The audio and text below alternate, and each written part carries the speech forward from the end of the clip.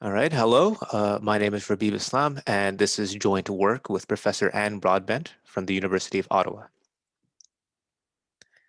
Let's start by considering the typical scenario of an encryption scheme. Alice encrypts some message with a key and sends her resulting ciphertext to Bob. If Bob has the key, he can decrypt the ciphertext to retrieve the original message. Now, let's suppose that Bob has received the ciphertext from Alice, but does not yet have the key to decrypt it.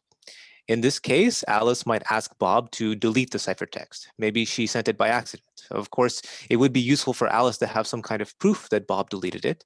More precisely, Bob should have a way to relinquish his means of retrieving any information of the original message, even given that he may receive the key in the future. And he should have a way to prove to Alice that he has done this. We call this the certified deletion property. Clearly, if the ciphertext only consists of classical information, this is impossible. Bob is always able to make a copy of the ciphertext. No matter what Bob does with the original to create some kind of proof, the copy of the ciphertext can always be decrypted once the key is received. Therefore, if we are to provide Bob with a way to perform certified deletion, we need to consider an alternative to a classical ciphertext. At this point, we should consider using a quantum ciphertext. After all, thanks to the no-cloning theorem, we know that there is no map that will create an identical copy of an arbitrary quantum state. But even given this, one may wonder, how will Bob prove to Alice that he has deleted the quantum ciphertext? This question can be answered through the use of entropic uncertainty relations. These relations state that if a qubit is measured in, for example, the computational basis, then the information is lost as to what the measurement outcome would have been had it been done with the Hadamard basis. So we can use conjugate coding and measurements in order to achieve the desired property. Key ideas in our work were influenced by previous work. Unruh introduced the concept of revocable quantum ciphertext in the context of timed release encryption. Fu and Miller discussed certified deletion using a classical deletion process. Our scheme is inspired by the conjugate coding one finds in BB84, and as such, we've come to borrow heavily from more recent security analysis of QKD, and particularly that of Thomas Michel and Leverrier. Independently from us, Quaterroy and Wolf touched on the idea of provable deletion using quantum encodings. Now I'll begin discussing the content of the scheme. I'd like to start by giving a rundown of a more basic version of the scheme. After this, I'll discuss the general approach followed in the proof. Before we detail the scheme, let's discuss a few parameters. We let n be the length of the message, and we let m be the total number of qubits sent from Alice to Bob. Let's start with key generation. Alice samples theta uniformly at random from bit strings of length m with Hamming weight k, where k is less than m. And theta is the basis in which she will encode her qubits. If theta I is equal to 0, the basis of qubit I will be computational, and if theta I is equal to 1, the basis of qubit I will be Hadamard. The content of the qubits, it will be a bit string of length m called r. Her next step is to determine the part of r that is encoded in the Hadamard qubits. She samples a length k bit string uniformly at random. We call this r diag, and we also refer to these bits as the check bits. Next, she samples a length n bit string uniformly at random. Let's call this u. Finally, she samples a hash function from a universal 2 family of hash functions. The domain of these hash functions is a bit string of length m minus k, and the codomain is a bit strings of length n. All of these bit strings, along with the hash function, comprise the key. Next, we look at how Alice encrypts a given message with her key.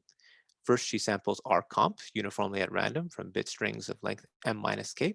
These are the bits that will be encoded in the computational basis in her qubits.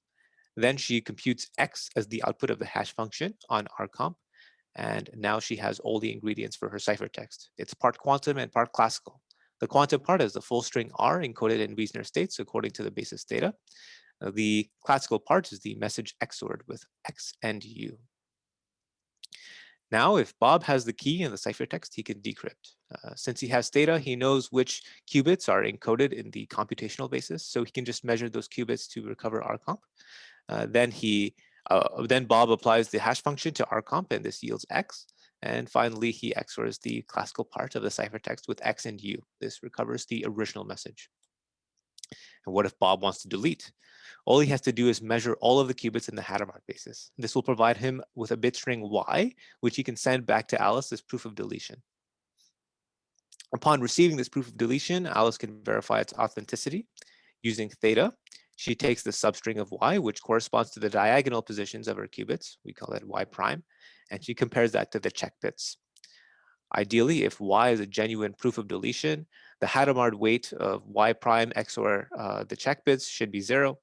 One can easily account for some error here, and we do so by accepting the verification if the aforementioned Hadamard weight is less than k delta for some parameter delta. It's worthwhile to note here that in a formal setting, parameters like m and k actually vary according to a security parameter lambda. Specifying this allows us to more precisely determine bounds relevant to the security of the scheme. In terms of error tolerance, we use linear error correcting codes in order to ensure that. However, the details are somewhat involved and they can be found in the paper. As part of our paper, we've developed a formal definition of certified deletion security that can be used to evaluate any proposed certified deletion encryption scheme. That is any quantum encryption scheme for classical messages, which includes deletion and verification circuits. Let's look at a game involving the circuits of the scheme. This game aims to exhibit what might be considered an attack on the certified deletion property of our scheme. Here, Alice will be the party who encrypts and sends a message, while Bob takes an adversarial role. The game begins with Bob selecting any candidate message of his choice and passing it to Alice. Alice generates a key with the key generation algorithm. She then picks a bit B uniformly at random. If B equals 0, then she encrypts a dummy message. Let's say it's a string of zeros of the same length of the candidate message she got from Bob. If B equals 1, she encrypts the candidate message instead. And she passes this ciphertext to Bob. Now, Bob generates a bit string that is m bits long. This serves the purpose of serving as a proof of deletion. Now, although he does not have to delete the ciphertext, right? And Bob sends this string to Alice, who then runs the verification algorithm on the string and retrieves a flag OK. Alice's last action is to send the key she generated to Bob. At this point, Bob takes a guess as to the value of the bit B that Alice chose. This is as though he is determining whether the message that was encrypted by Alice was the message that he sent to her or a different one. Now we can think of the adversary as wanting to do two things simultaneously. Determine whether his message was encrypted in the ciphertext he received, and convince Alice that he has actually deleted the ciphertext prior to receiving the key. Therefore, we say that the security of the scheme holds if the probabilities of the following two events are negligibly close. A verification passes and Bob's guess of B is 1 in the case that Alice encrypted the string of zeros, and verification passes and Bob's guess of B is 1 in the case that Alice encrypted the candidate message, that is B equals 1. The problem is that the game I just mentioned is difficult to analyze. As a result, we constructed a different game consisting of an entanglement-based sequence of interactions that is easier to analyze. We then used a reduction to show that statements about game 2 could translate into statements about game 1, ultimately implying the existence of some bound relevant to our scheme's security. Game 2 goes as follows. First, Bob selects a candidate message and sends it to Alice. Bob also prepares a tripartite quantum state with any entanglement he wishes, each part consisting of m qubits. Let's name these parts A, B, and B prime. He sends A to Alice and keeps B and B prime for himself. He immediately measures the B system in the Hadamard basis and obtains a string Y of length m that he sends to Alice. He hangs on to B prime, and then, much like in key generation in our scheme, Alice samples a theta of length m with Hamming weight k, a string u of length n, and a hash function. She measures A using theta as a measurement basis. Let's call the output R. We can break this into rcomp and rdiag, like we have in our scheme. She also computes the hash of rcomp, which we call x. Then she chooses a bit B at random and selects either an n-length string of zeros or the candidate message that Bob sent to her. Now Alice checks the Hamming weight of the rdiag XOR y, and if this is sufficiently low, we get a flag that verification is passed. Then she encrypts an encrypted message along with a key. Finally, based on all the information Bob has access to, including the B prime state he saved earlier, he makes his guess as to what B prime, what bit B is, and that guess being B prime. Now we can see how this is a very similar game to game 1. The entanglement that Bob creates in the beginning is analogous to the way that he measures his qubits in game 1. For example, if he were to measure everything in the Hadamard basis in game 1, that would be the same as fully entangling states A and B in game 2. In both games, he gets R diac. If he were to measure everything in the computational basis in game 1, that would be the same as fully entangling states A and B prime in game 2, and then measuring B prime in the computational basis at the end in order to make his guess. In both games, he gets R comp. But how does this new game help us prove the security of our scheme? Well, the entanglement-based setting allows us to apply entropic uncertainty relations. In particular, we use one that was formulated by Thomas Michel, which has its precursor in work done by Thomas Michel and Renner. It is a statement about smooth min and max entropies, and it clearly describes clearly the information trade-off that Bob is making in game 2. And we use it to show that if the verification test is passed, then the information that Bob has access to about RComp is low with high probability. On top of this, the hash function serves in the capacity of privacy amplification. In order to formalize this, we use the leftover hashing lemma developed by Renner. In practical terms, this lemma allows us to turn a lower bound on Bob's uncertainty about RComp into a statement about how close the output of the hash function is to a uniformly random string. And ultimately, this blocks Bob from obtaining any information about the message that Alice hid. As for how this work is useful, certified deletion might help address the issue of key leakage in public key cryptography. Data privacy is a widely discussed topic nowadays. Indeed, the EU has passed a regulation on data retention. Certified deletion encryption might be able to provide a level of accountability in this scenario. Certified deletion encryption may also be able to play a role in everlasting security. That is, it may be able to transform long-term computational assumptions into temporary ones. You can see further discussion on this topic in our paper. And it would also be useful to look into homomorphic encryption with certified deletion, so that ciphertext could be useful to some extent while the option of deletion is maintained. And with that, I conclude my presentation. Thank you for listening. Okay, so I think we'll move straight on to Ernest and then take questions together at the end. So Ernest, do you want to put your slides up?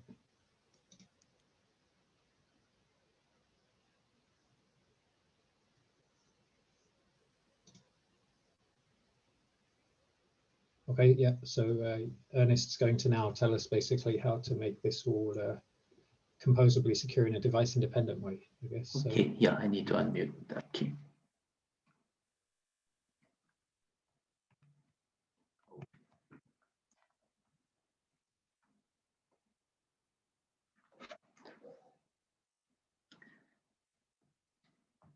Okay, thanks, Rabib, for the nice presentation. And now I'll take the remaining time to present our work, which introduces a protocol that's based on theirs, which aims to achieve security in a stricter setting. This is a joint work with Srijita Kundu from the Center for Quantum Technologies in Singapore. So as mentioned, your video is not on. I don't know if you okay, right. I should turn on my video. Okay, yes. So, okay, then as mentioned, this work is a sort of modification of their protocol, and it aims to achieve security in a stricter setting, so to speak. So some of the modifications we make are basically that we modify the protocol so that it's secure in a device-independent situation, which means that to a certain extent, the devices used by the parties are untrusted to a certain extent. And I'll get to explaining that in more detail in a little bit. Another modification that we make to the protocol is so that it can achieve security against a third-party eavesdropper. So it's not only concerned between Alice and Bob, but it also involves a third-party Eve who might be eavesdropping on their communication. And finally, the security definitions that we use in this work are a little bit different from what were presented in the earlier half, because we use a security definition that is composable, which has a sort of easier operational interpretation in some sense. In the process of proving the results in this work, we found that the existing proof techniques for the device-independent setting appear to be somewhat insufficient. For example, the entropy accumulation theorem that was presented several years ago.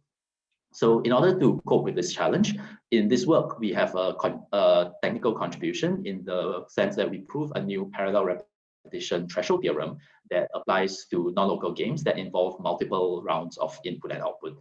So this result may possibly be of independent interest as well, not just for this kind of security proof. And to begin with, I'll give a quick overview of the device-independent setting. So to start off, in the standard setting for cryptography, usually you have some level of trust in the operations that the devices are performing. For example, in the protocol that was just presented, for the prepare and measure version, Alice knows that the state she prepares are eigenstates of the X and Z bases, for example. Or if you consider the entanglement-based version, Alice knows what measurements she's performing on the states. And this perhaps raises a bit of a question about whether we can relax these assumptions to some extent. And this is the notion of what you might call device-independent cryptography, because in some sense, you're trying to prove the security of the devices independent of their behavior, although only with some fairly minimal assumptions. And the foundational idea in this field is basically the idea of non-local games, which have been discussed many times in previous talks. So the setting here is that Alice and Bob, they share devices that each hold part of an entangled state. And we don't know what this entangled state might be. But the devices have the functionality that Alice and Bob can supply classical inputs to the devices. And then the devices, based on these classical inputs, they'll perform some measurements on their shares of the state, and then they'll return some classical outputs. Then based on the values of these classical inputs and outputs, we make a decision of whether Alice and Bob have won or lost this non-local game. So one famous example of this would be what's called the magic square game, which I won't have time to go into in much detail, but very briefly speaking, the inputs for the magic square game are trits, and the outputs for the magic square game, they are bit strings of length 3 that satisfy certain parity conditions. And then we say that Alice and Bob have won the magic square game if the bit strings that they output match on certain specific positions that are determined by the inputs. So in the device-independent setting, we give Alice and Bob devices that are able to play the magic square game, for instance, but we do not impose any assumptions about what is the state shared between the devices or what measurements they are performing. We only make the very minimal assumption that the devices are acting on separate Hilbert spaces, or in some cases, it can be weaker to just saying that their measurements commute. But for now, we'll work in the tensor product model. So one important result regarding the magic square game that we use in our security proof is that it has a rigidity property, which has been briefly mentioned by Tony in the preceding talk. So this roughly is the statement that the strategy that wins the magic square game with maximum probability in the quantum setting is essentially unique. So you can show that if the devices share a pair of maximally entangled qubit states and perform some specific Pauli measurements on this state, then they can win the magic square game with probability 1. But the rigidity statement is saying that this is, to a certain extent, the only strategy that can win the magic square game with probability 1, up to some local trivial operations like local isometries and so on. As I've shown on the slide here, the statement also holds in a somewhat robust sense. If the devices win the magic square game with probability 1 minus delta instead, then the states and measurements must basically be delta close to the ones I've described. So a pair of maximally entangled qubit states and some specific Pauli measurements. Now, as a quick recap, remember that in the entanglement-based version of the certified deletion protocol that was just presented, the sort of crucial idea was that if Alice measures in the Z basis on half of a maximally entangled state, and then Bob measures in the conjugate basis, the X basis, this sort of erases the information that he had about Alice's output. And as I just mentioned on the previous slide, for the magic square game, you have a sort of similar situation. There's maximally entangled states between the boxes, and the boxes are performing Pauli measurements on them, at least in the honest strategy. So it kind of seems like maybe we could use this idea to obtain a device-independent version of the protocol. And to formalize this a little bit more, we'll introduce a 2-round game, which we'll call MSB, roughly magic square game against Bob. You can think of it that way. And skimming over some of the technical details, how we define this MSB game is that it consists of 2 rounds. And in the first round, Alice and Bob will play the standard magic square game with uniformly random inputs. In the second round, Bob will be told what input that Alice chose to use was, and then he'll try to guess the output that Alice got. So in some sense, this is trying to quantify how much knowledge Bob still has about Alice's output after playing the first round of the magic square game. Okay, and you can show that if they implement the honest states and measurements, then the measurement in the first round that Bob performs will erase the information that he has about the output that he's supposed to guess in the second round. And so the previous work by Fu and Miller used a rigidity argument to show that, So they use the rigidity property of the magic square game to make the following observation. Let's suppose that the boxes, the devices, they can win in the first round with probability 1 minus delta. So the rigidity property of the magic square game implies that the states and measurements must be delta close to the honest states and measurements. And from this, you can argue that in the second round, the probability of Bob being able to guess Alice's outputs is bounded away from 1.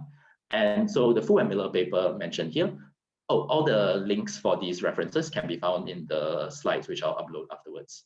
So they show, using this argument, that you can make a device-independent certified deletion protocol that is based on using many many copies of the boxes that are able to play the magic square game. But the slight drawback of their protocol is that you can only achieve certified deletion of a single bit. So in this work, we move in a direction that is closer to the protocol that was just presented, where we aim to achieve certified deletion of an entire string. And the way that we approach this is that we consider the MSB game that I've just described here. And it's quite easy to show, based on the results of the Fu-Miller statements shown here, that the maximum winning probability of this MSB game over all possible quantum strategies is in fact bounded away from 1. And this means that you can ask the question of what happens when you play many copies of the MSB game in parallel, and what happens in this situation. So in other words, the parallel repetition scenario. And this brings us to the core technical contribution of our work, which is a new parallel repetition threshold theorem that applies to a family of games that includes this MSB game in particular. So it's supposed to apply to games that involve multiple rounds of, well, 2 rounds of input and output. So this is a slightly more general setting than the basic non-local game situation, where you just apply 1 round of inputs, you get the outputs once, and then the game is over. In the MSB game that we defined, as you saw, there were 2 rounds of interaction, so to speak. So the parallel repetition threshold theorem that we developed applies to this sort of situation. And the statement of the theorem is basically that when you play many copies of the MSB game in parallel, then the probability of winning many instances of the game will decrease exponentially with respect to the number of copies. Intuitively speaking, this is the kind of behavior you expect in the IID case, but the threshold theorem is stating essentially that this holds even if you allow non-IID parallel strategies. The proof technique here is essentially that quite similar to some of the techniques that were used to prove previous threshold theorems or parallel repetition situations. And the idea is basically that you find a subset of the instances such that at least one of the following of 2 statements is true.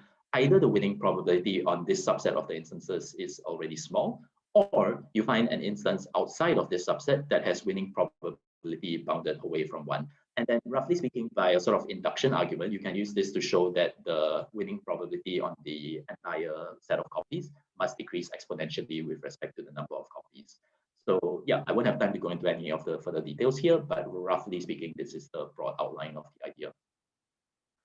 And how do we go from a threshold theorem like this to a security proof? So first of all, the protocol that we developed, it's quite similar to what Rabib just described, but instead of using this sort of conjugate basis encoding that was just described, we use a number of copies of the box pairs that are able to play the magic square game. And if Alice wants Bob to prove that he has deleted his information, she challenges him to send the outputs corresponding to the magic square game, the standard magic square game, and she checks whether they win the magic square game in enough rounds. How do we use this now to argue that this sort of proves Bob must have deleted his information about Alice's outputs? And the answer is that if we think back to what Rabib presented, remember that the security proof relies essentially on a bound on the smooth mean entropy of Alice's outputs conditioned on Bob's information. And essentially, this gives you the length of the message that can be encrypted, more or less. So we follow an idea that was used in a previous security proof for parallel DIQKD by the paper mentioned here by Vidit, which says that if you have a threshold theorem, then more or less you can get a mean entropy bound based on the following argument. You can say that, let's suppose Alice accepts the deletion certificate with high probability. So in other words, this is saying that she wins the standard magic, the boxes win the magic square game with high probability, but this is basically just the first round of the MSB game that we defined earlier. And the threshold theorem tells us that overall, the winning probability of the MSB game must become exponentially small. So the only way that this can happen is if the winning probability in the second round is exponentially small as well. So, but remember that the second round in the MSB game is essentially how well Bob can guess Alice's outputs. And the mean entropy is basically the log of the guessing probability. So if the guessing probability is exponentially small, this leads to a linear bound on the mean entropy of Alice's outputs conditioned on Bob's side information. This is exactly the kind of result that we want, because it shows that by taking sufficiently many copies of these boxes that can play the magic square game, we would be able to get a certified deletion protocol that applies to arbitrarily long messages. Some quick remarks before I move on. First of all, this whole proof technique was for the parallel repetition scenario, and it seems kind of relevant for the security proof, because if you want to consider the case where Bob is dishonest, he doesn't necessarily have to use his inputs sequentially, for instance. So this is where it makes it unclear how to apply some previous existing approaches for the DI security proof situation, such as the entropy accumulation theorem, if you're familiar with that. So it seems kind of important that maybe you might need to prove security in the parallel setting when doing this sort of certified deletion protocol. Another remark to make is that, as mentioned, you could consider the case where both Alice and Bob are honest and they are worried about a third party potentially eavesdropping on them. So in order to handle this potential situation, what we do is that we introduce an additional step in this protocol that is kind of like the check that is performed in QKD in order to detect the presence of an eavesdropper. The security proof of this step to show that it sort of detects eavesdropping correctly is similar to the proof techniques that were used in parallel DIQKD security proofs. Okay, in the last part of the talk, I'd like to briefly say some things about the... I'm afraid you're already out of time. Oh, sorry? I'm afraid you're already out of time. So okay, I guess there was some delay in the transition. I guess, yeah, in that case, I'll leave aside the composable security discussion for the roundtable as well, and I'll give a quick summary of what the idea was here. So overall, in this work, we proved a new parallel repetition theorem in order to prove security in this setting. And this parallel repetition theorem may be of independent interest. We also modify the security arguments so that we achieve security against a third-party eavesdropper, and we achieve a composable security definition, which we also learned in the process of proving this composable security definition, we found some implications which seem relevant which seem to have some interesting implications about what this protocol can or cannot achieve. And in the future, we may look into what are some further applications of this threshold theorem, as well as the possibility of combining this protocol with others, as Rabib has somewhat described in his part of the talk as well. So yeah, thank you for your time. And yeah, I guess we'll have a few minutes for questions. Okay, thank you very much. And yeah, well, thanks to both speakers. So there's probably just time for a couple of quick questions. So let me just start with one from Laura Manchinska. Can you describe in a bit more detail the class of two-round games for which you show parallel repetition? Sorry, I had some difficulty with the audio for a second. What happened? Can you describe in a bit more detail the class of two-round games for which you show parallel repetition? Okay. This one I think would be better discussed in more detail during the roundtable, but very roughly speaking, it considers the games where the distribution has what we call a product anchored distribution. So if you're familiar with parallel repetition theorems, it's similar to previous definitions of anchored games. And yeah, I mean, that's the kind of setting that it applies to, yes. But yeah, more detailed discussion would have to be for the roundtable, I would say. Okay, thanks. And one for Rabib is whether this game can be extended to quantum messages and preserve security? Yeah, that's an interesting. Sorry. Okay, I'll read the Slack channel. I think. That was directed to me, right, Roger? Yeah. Yeah, actually, that's a good question. I'm not sure. I haven't looked into the possibility of doing this with quantum messages. So I can't answer that question very well, but hopefully there are some questions I can answer well in the roundtable portion. Okay, so that's some food for thought, right? So we're out of time then for this session. So for the speakers, please you can pick up the other questions on the Slack and answer them there, or indeed continue the discussion in the roundtable.